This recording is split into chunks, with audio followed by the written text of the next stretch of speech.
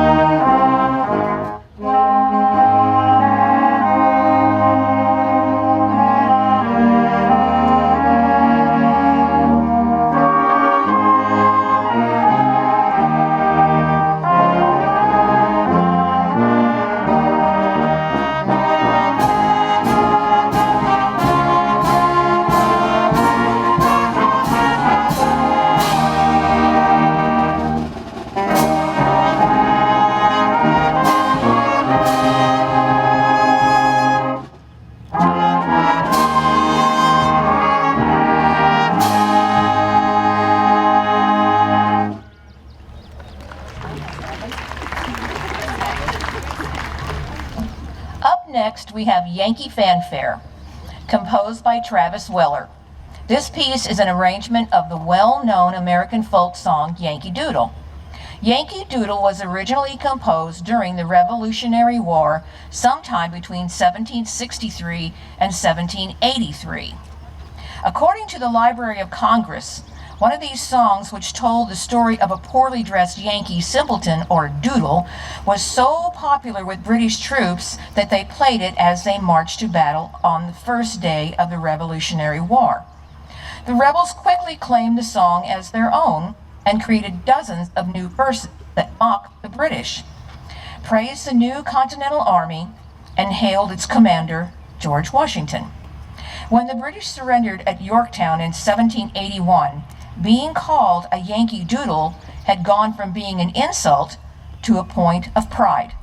Yankee Doodle was also designated as the state song of Connecticut in 1978. Please enjoy this rendition in Yankee Fanfare.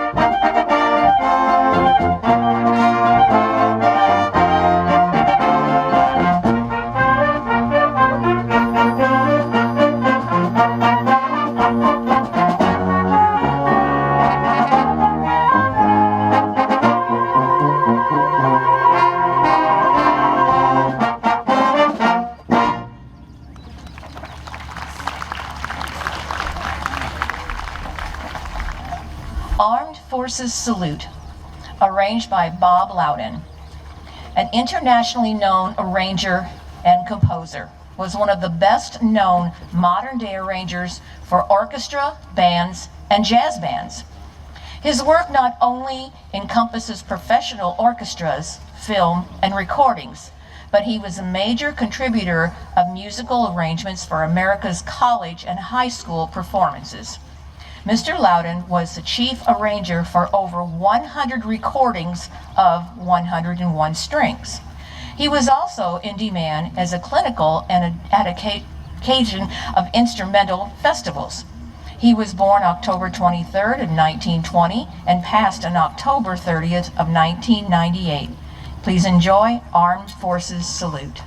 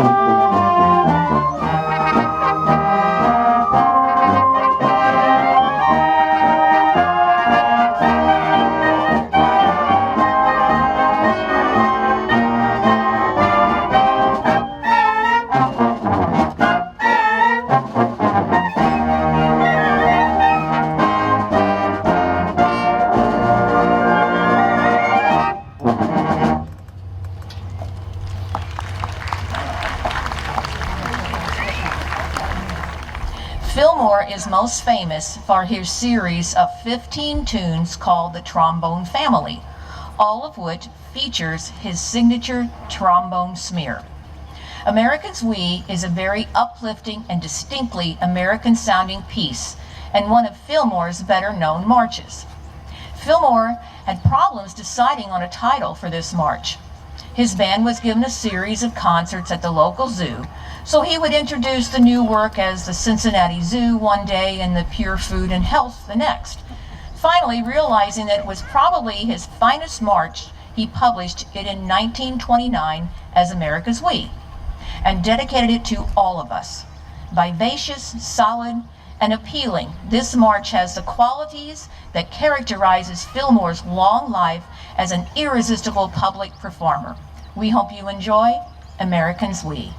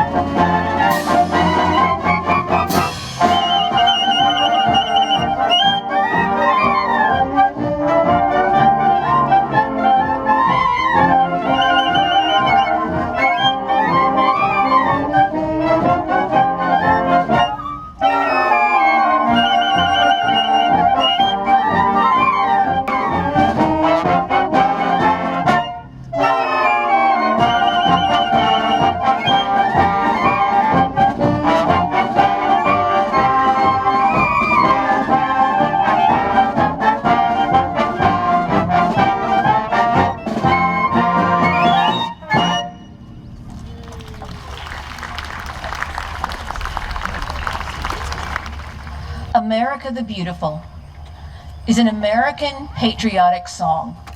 The lyrics were written by Kathleen Lee Bates, as the music composed by church organist and choir master Samuel Augustus Ward. Bates originally wrote the words as a poem, Pike's Peak, first published in the 4th of July edition of the church periodical, The Congregationalist, in 1895. In 1893, at the age of 33, Bates, an English professor at Wellesley College, and she wrote them down upon returning to her hotel room, late the original Athens Hotel. The poem was initially published 2 years later to commemorate the 4th of July. Ward's music combined with Bates' poem was first published in 1910, entitled America the Beautiful. Close your eyes and imagine the picturesque scenes that Bates would have seen on her cross-country journey as you listen to America the Beautiful.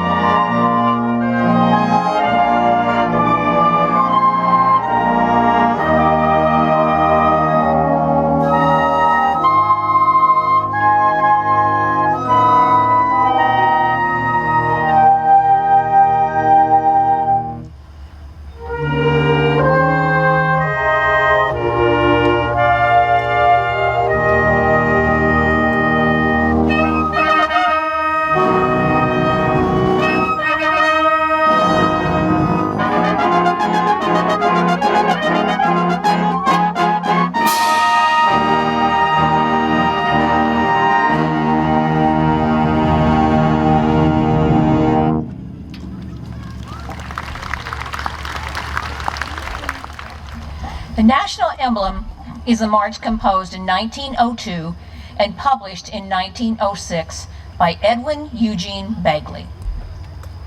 Bagley composed the score during a 1902 train tour with his family band. He became frustrated with the ending and tossed the composition into the trash can. Members of the band fortunately retrieved it and secretly rehearsed the score in the baggage car.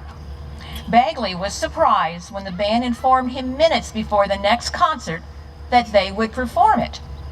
It became the most famous of all of Bagley's marches. John Philip Sousa was once asked to list the 3 most effective street marches ever written. Well, not surprisingly, Sousa did list 2 of his own compositions, but for the 3rd, he selected the national emblem. The national emblem was the favorite march composition of Frederick Fennell, who made an arrangement of it in 1981. Fennell called the piece as perfect a march as a march can be. Prepare to hear this perfection march in this piece, National Emblem.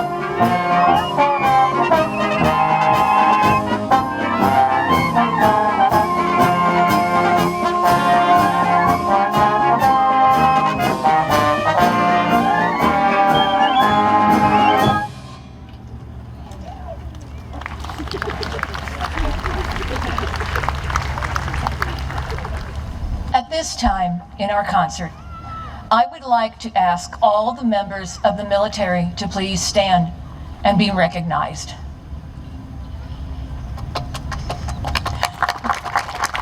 Thank you. On behalf of myself and the Municipal Band, we would like to thank you for your service. We thank you so much. We salute you.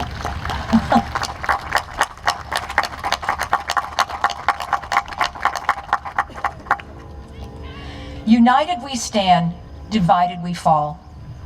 These are the famous words uttered by Abraham Lincoln in 1858 during his campaign against Stephen Douglas when regarding the state's split policies on slavery and a need for one unanimous decision. The piece you are about to hear is a stirring tribute to America, containing excerpts from The Simple Gifts, America the Beautiful, America, and the chorus of Battle Hymn.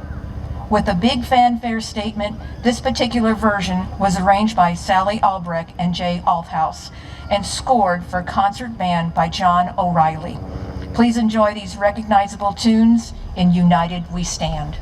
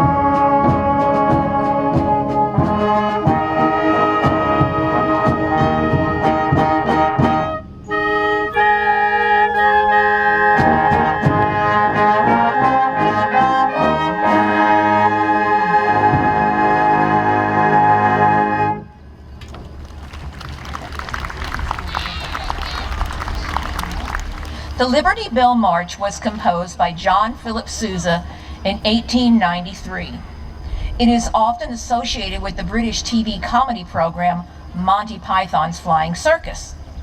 The Liberty Bell was written for Sousa's unfinished operetta, The Devil's Deputy, which fell through. Shortly afterwards, Sousa and his band manager, George Hinton, attended the Columbian Exposition in Chicago and watched the spectacle, America, in which a backdrop depicted the Liberty Bell was lowered. Hinton suggested the Liberty Bell as the title to Sousa's recently completed march. Coincidentally, Sousa received a letter from his wife saying their son had marched in a parade in honor of the Liberty Bell. Sousa agreed. The march is played as part of an exhibit in the Liberty Bell Center. The United States Marine Corps Band has played the Liberty Bell March as the last 4 presidents' inaugurations: the 1993 inauguration of President Bill Clinton, 2005 of President George W. Bush, 2009 and 2013 inauguration of Barack Obama. The Liberty Bell is also the official march past of the Canadian Forces Public Affairs Branch. Please enjoy this classic Sousa march.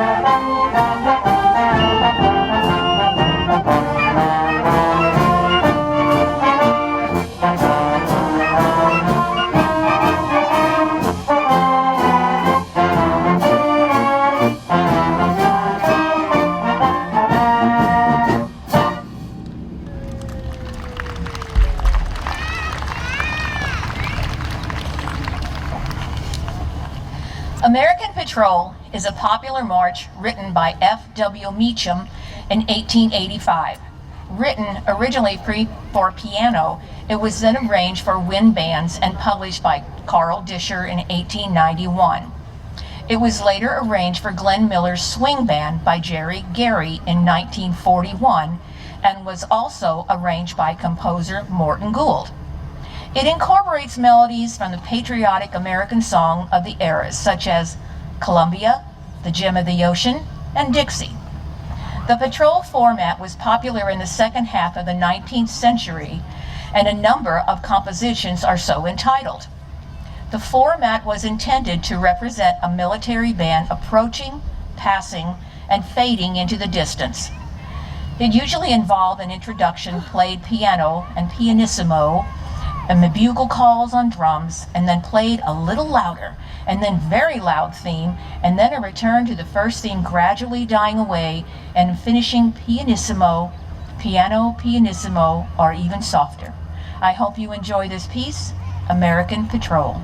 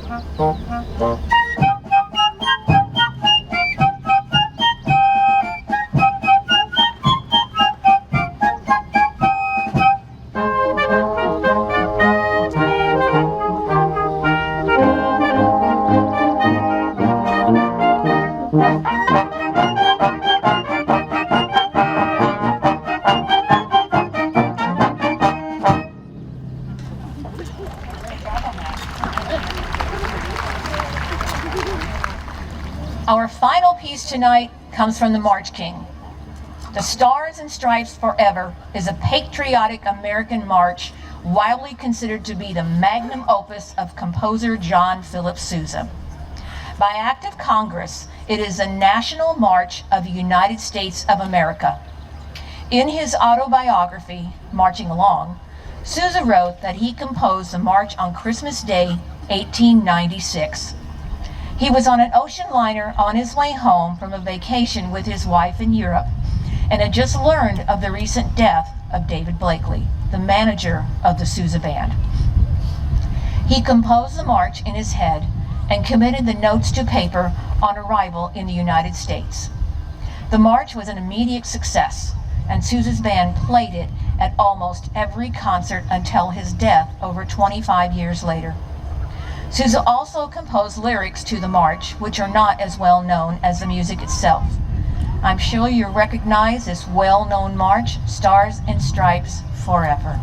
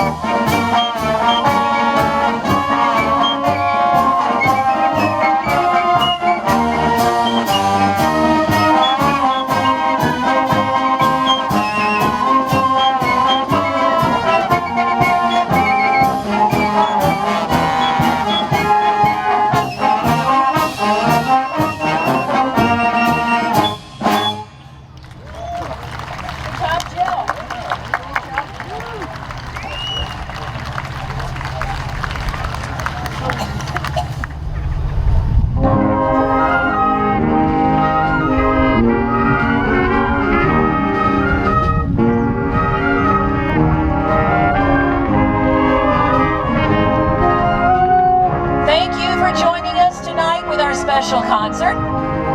Please join us again next week, well, this week, which will be on Thursday as usual.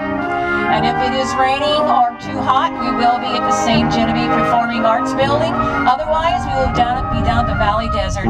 Everyone, please enjoy the fireworks, and thank you all for coming. Thank you so much.